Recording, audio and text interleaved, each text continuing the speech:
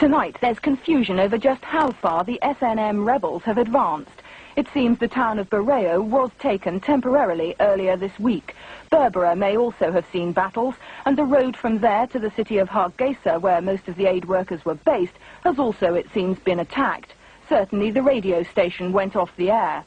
The SNM claim they're close to victory in the north, despite a remarkable difference in numbers.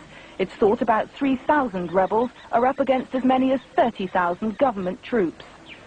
For quite some time, the rural areas have been under our control, but during the recent offensive, we have taken over most of the urban centers.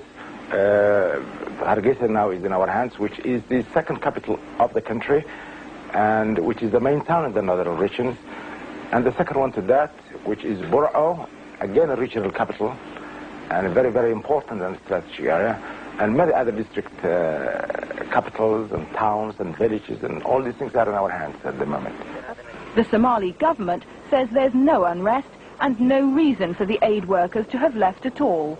The regions in the north are tranquil. The road connecting Mogadishu with the north is also clear and safe.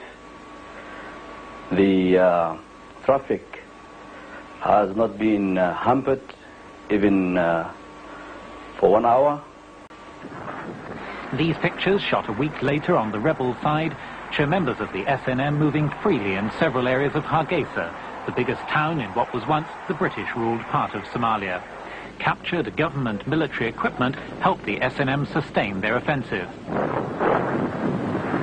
The government used aircraft as well as artillery against the rebels in Hargeisa. The pictures from the rebel side show the consequences of the fighting. An American aid official who's just visited Hargeisa, one of very few foreigners to do so since the evacuation, says a quarter of the town lies in ruins. Eyewitness reports of summary executions of suspected SNM supporters by the army brought condemnation from human rights groups.